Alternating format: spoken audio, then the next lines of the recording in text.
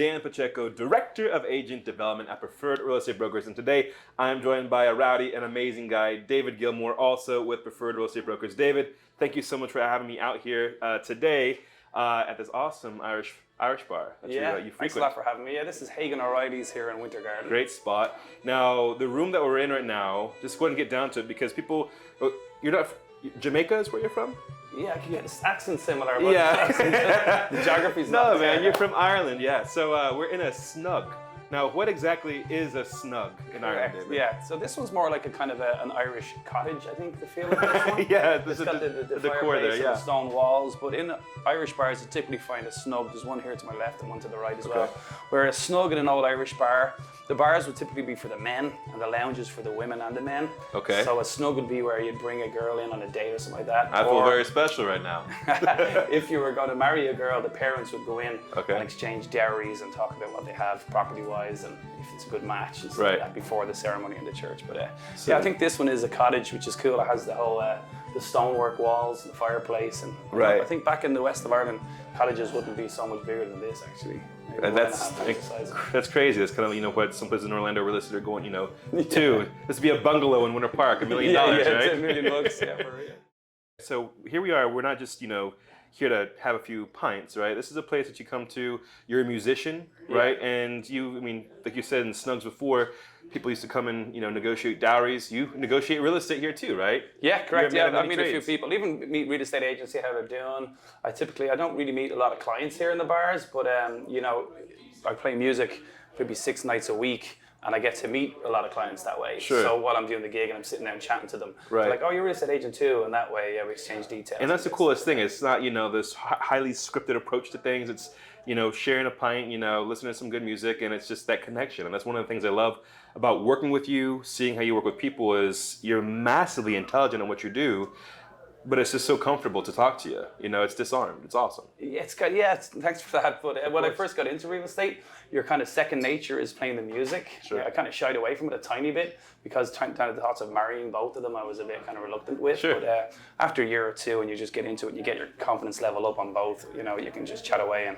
any questions that a potential client has for you, you'll be able to answer. So you're in good stead there. But That's awesome, man. And so talk to us about before you got here in Florida. Where were you? Obviously you said you're from Ireland. Where in Ireland are you from? I'm from Dublin, a little town called Portmarnock, which is about 10 miles north of Dublin city centre. Okay, so try to relate that to some spot in Central Florida. I'm not sure it's massively different, but what would Portmarnock be around here? It would kind of be like Winter Garden to Orlando. Okay, cool. Yeah, it's like a satellite village that was created for the airport to service the employees of the airport. Oh. So our street, there was like 10 or 12 houses, and every second house, the father worked in the airport. That's so awesome. It was created to service the employees of the airport. Very cool. We're about 8 minutes from Dublin Airport, so it's that's fantastic. You come over and you land in, and you're home in 10 minutes. So it's great. Super easy, especially after every few pints, right? Yeah. So what brought you over here to the States? I was out playing music full time. I did a degree in business management and marketing in Dublin, and then I kind of got into retail management for a year or so, and then I was playing music full time at the same time, or at the nights, and then I said, all right, I'm going to try this music thing full time. And I was over playing in Spain for 7 years. Really? I was playing with a buddy of mine. Wow. And his brother was one of the house bands down in Raglan Road in Disney Springs. Yeah. So they gave us the call back in 2012. And see Incredible. if we'd come over and be one of the house bands. So you're pretty good, man. I've heard you play a little bit. You're You're phenomenal with the guitar. Thanks a lot. We do the Irish stuff, so we got the old Irish ballads and the pub songs, the drinking songs. What are the best drinking songs? Seven Drunken Nights is a good one. Okay. Yeah, Whiskey in the Jar is always a good one. Love that one. The kind of crowd participation ones, like Finnegan's Wake is a good one. Where you kind of involve drinking games within the song. So it's just basically a fun aspect of a gig. If people come out after a hard day's work and they can just release for an hour or two and then. That's awesome. That's so cool. Yeah. That's so cool. So talking about the party atmosphere, or the celebratory side of it, you told me a cool story about, when you're in Ireland and you come into a bar or at a pub and you order a pint, that means something specific. Talk to me about that. Well, in Ireland, like Guinness, back in the day when I was growing up, when I was about 18 or 19, you'd only have pints of Guinness, Smithwick's, and cider behind the bar, and a lager, maybe like a Harp or a Bud. Nowadays, with all those, the new craft beers and stuff like that, they're coming on huge back at home as well. But back then, it was a pint of Guinness. So you typically order a pint and that would be a pint of Guinness. Now, if it was something else, you'd ask for a pint of Heineken or a pint of Budweiser or something like that. You'd have to specify what it was. That's so cool. But yeah, so on the way at home, they have to do the kind of the 2-level pour where they tilt it. Because there is a process. This is not just like pouring a Budweiser or something. Yeah, you just bang it out. But, so they tilt the glass 45 degrees, and they pour it up to here, let it settle, and then they finish it up, and that gives the creamy head. But and I have to imagine too, Guinness poured most places here in the States is vastly different what it's poured like back home in Ireland for you. Yeah, like if you get the good bartenders, they're trained at it and they know what they're pouring, and that's mostly the case. But they say there's a difference in the flavor where it doesn't travel as well. But there's in the Guinness brewery is down in in Dublin. They've got like a Sky Bar, which is a 360-degree bar. Sick. And then if you do the tour, you get a complimentary pint of Guinness after the tour that makes its way up to the bar. How many times have you done that tour just for the free beer? So I've got a funny story about that. So Let's hear it. when I was in college, my buddy's dad used to work there, so he got us free tickets into the tour. So when we'd head upstairs, back then you'd kind of get a ticket, and they'd rip the ticket in half on entrance. Willy Wonka, right? Yeah, and with the other half of the ticket, you'd hang on to it, and you get your free pints at the bar. Now, all the people, the non-drinkers, they just flick their tickets towards the trash can. So we'd get go straight up there, look over the trash can, and just gather up all the tickets, and then just go up to the bar and with like 10, 12 tickets, and that would be before you go out in town, That's just wonderful. Get your 10 pints of Guinness in for nothing. And That's perfect, man. That's always a way to do it. Student times. That's fantastic. So, talk to me a little more about the approach to real estate. I mean, like I said earlier, you're massively intelligent at it. You're doing really well. And after this, you're going to go put some signs in the yard because you're out there making it happen. What's your approach to real estate? I mean, because again, you're not fitting the classical mold of what a realtor is. Yeah. You're awesome, man. So tell me. I dabbled kind of in different. Different avenues of lead generation and stuff like that, and pounding the phones, just knocking doors, and like a lot of it, it wasn't for me. I think the best way I kind of approach it is like touching base with my sphere of influence, past clients, and sphere being like just talking to people you meet at the bar. You know what I mean? Just get to know them. Right. If I finish or go on a break, I go down and just visit each table, and typically you see them week after week, so you kind of build that trust. Absolutely. And that's the kind of way I was doing a lot of buyers there for a while.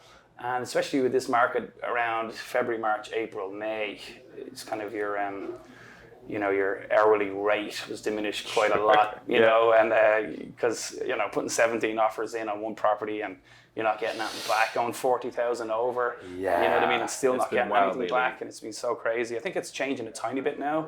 I've kind of redirected my efforts into listings only. I will take buyers if they come, but I'm not chasing buyers up anymore, but I'm just doing listings. So I've got 2 listings under contract. Well, one's about to go pending today. Nice. So, but I think there's a bit of a change coming because I listed one, and there was only 2 showings on it. Okay. And it was 2 offers, and that was last month. And then today I listed it last Friday. There was only 2 showings on it and 2 offers. Whereas in like 4 months ago, you're going to have 10 showings or 20 showings and 5 or 8 offers. So I think that's where the trend is starting to change a tiny bit. I think so too. I mean, we work in real estate every single day, but those people that are out there, our customers, they don't know really the trends. They're reading articles, they're hearing their neighbors, they're whoever it is that, third-party news is what I'm trying to say. Yeah. And it is starting to change a little bit because it has been wildly on fire, as we know, right? But I think, that's why it's so important. It's so cool to work with somebody like you, which again, things are shifting, whether it be hot or slow, you're still able to make it happen for your people. Yeah, and I think it's the sphere thing. If you keep touching base with them, absolutely, kind of keep top of mind, keep your presence there. I think I work a bit on like Facebook marketing with target markets and stuff like that, and I've been doing absentee owners. Sure. And the other thing I've been doing is just your sphere. Right. And past clients has been huge as well. Yeah, so absolutely. Touching base with them.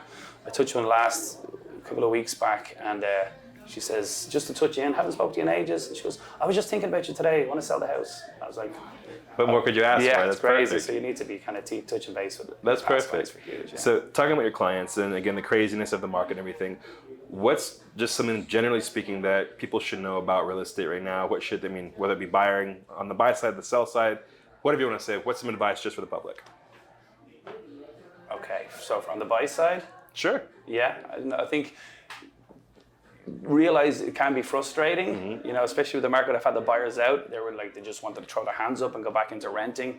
You see a lot of people buying, especially on the properties that are priced really well and in the areas that are like having a lot of demand for them. Right. I think you need to kind of just settle down, relax. We just tick all the boxes, get your offer in, and try and work some ways to get the offer accepted. Sure. So I think that's with the listing side. I don't know, the way it's been, just list it right, make sure it's looking good, and the buyers are still there. It's a seller's market still. Of course. So I think if you have the house turned out right and you have it priced well, there's definitely the buyers there for it. Beautiful. So have faith, or have Guinness, or have both, right? To get you through it. Yeah, I love it. Of the day. That's very cool, man. So I tell you what, I mean, we have these awesome guitars that, these are your guitars. Yeah. And like we said, you're all around, playing all the time on the off hours. And you have a tour coming up, but not like technically a gig tour. Tell me more about that. Right? I have a tour with a band I'm with called the Ramblin' Rovers, and it's a way that people can go and see Ireland, but through a folk music tour. So cool. It's a tour-operated tour bus. Okay. And the driver is a tour operator, qualified, and myself and another guy will be on the bus. We're going to 7 destinations over 7 days. That's so you land cool. into Dublin in the morning. We go for breakfast. Bed and breakfast is included every stop, and then. What would be a good breakfast in Ireland? Well, Ireland, you got the full Irish. Okay. So it's a bit different over here. You get like link sausage, okay, back bacon, which is kind of like Canadian bacon, kind of. But and then you have beans, baked beans. You got eggs. You've got black and white pudding, which is like a blood sausage, and a white sausage, which is sliced into kind of discs this size, and mushrooms, toast. It's a hell of a way to start the day. Yeah, you load it up, and then what they do on the side of the streets for the trade lads and stuff, they call it the jumbo breakfast roll. So they get that whole breakfast and they open up a big baguette and they put like tomato ketchup and brown sauce in it, and then they just shove that whole plate down into the baguette, cut it, and then you're on your way. And that sets you up for the day. Do you still have lunch and dinner after that? Oh yeah, that just gets you through the day, and a few pints to neck it down, That's perfect, man. So you're hitting 6 or 7 destinations? Yeah, so we start in Dublin. Okay. We do the sites for a day, and then you head over to Galway, which is an awesome spot. That's down the west of Ireland. You do the sites there, and then typically the way it works out is on the way down, you get into the hotel, you have the day for yourself, and you meet at 6 o'clock in the evening, 7 o'clock. We have dinner, and then we'll be playing the music in each of the bars we go to. Are you sold out with that yet? No, I think there's like 8 seats left, so we might have to put on another bus because it's still like 9 months away. That's so awesome. we've actually deferred it twice because of COVID. Sure. So we just did a kind of a drive 2 weeks ago, and I think we sold like 25 seats in 2 weeks. I'm telling you, man, I know this guy personally.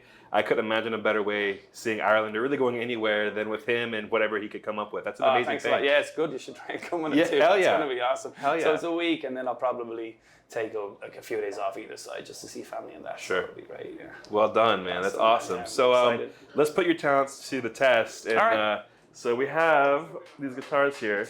Oops, as I break this one. Now, Here you go. We call it a plectrum. They call it a pick over here. You call it a plectrum? Yeah.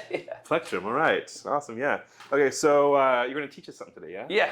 Okay. Now, are you accepting auditions for a third person in your band, depending on how this goes? Well, you can be in, no problem, man. You're always good at it. Perfect. So this, I don't know what year it was, maybe 99 or 2000 maybe.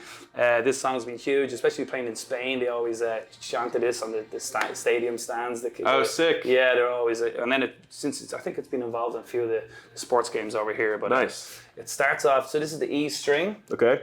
These are called frets. Yep. So that's marked to the 5th fret. Is that dot there? Okay. All right. So hit that. Yeah. There, it's music. So, and then we're going to go up to the 8th, which is a count up to 1, 2, 3. Okay. So here? Down there. Right here. Yeah. Okay. Hit that one. And then hit the 5th one again. Okay, this one here. This dot here, yeah. And then down to this one. Then to this one. And then off. Nice. Do you recognize what that song is? Seven Nation Army, yeah? That's it, yeah. So that Excellent. first one, you hit it twice. I've already forgotten it. In quick succession. Right here, right? Yeah. Hit it again. And then up to the 8th. Oops. There. Back to the 5th. 3rd. 1 off. Nice. Oh man, that feels so good when you actually play music. Sorry. That's it.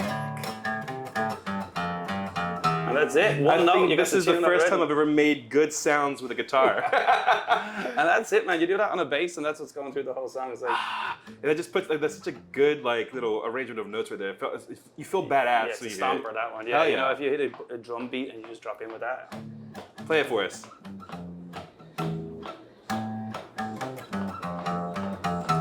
So Yeah, it's good, stuff. man. Nice and good.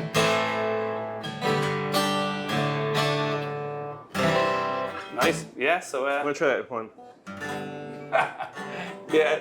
Now, I think Fingers I tell you what, I'm good at a few things. This is not one of them. However, I am very good at drinking Guinness. Sinking pints. Sinking pints. Yeah, that's what we say. Sinking pints. So David Gilmore, that was. I mean, again, you're the first person that's ever taught me guitar, man. That's I feel so special with that, dude. Nice. Yeah. Yeah, man. So. What do they say in Ireland when they're, cheersing or whatever it is? In Ireland, we say sláinte. Sláinte. Yeah, it's kind of similar to Spanish. How do you spell that? It's S-L-A, and then there's a thing called a fada, which is an accent on the A, Okay. which makes the A go slán, Uh-huh. it makes it longer. I-N-T-E. So sláinte means cheers or to health. That's fantastic. And I tell you what, before you sink these pints, tell the people out there how to get in touch with you, whether they want to learn sick licks on the guitar, how to sink pints properly, or have a shut up buying, selling, investing in this market. How do they get in touch with you, man? Yeah, I'm with Preferred Real Estate Brokers. My number is 407-435-0010. I play here in Hagen O'Reilly's every Thursday night, and I'm down in Disney Springs quite a bit as well. You can pop in and see us there. And yeah, I'd love to chat with you. This guy's the real deal. David, again, thank you so much for having us out here. Thanks for being with the Preferred Real Estate Brokers. As always, guys, thank you so much for watching. And watch us sink these pints here. Ready? Sláinte. Sláinte, man. Cheers.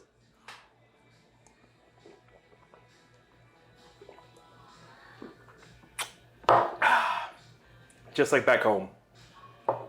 You beat me.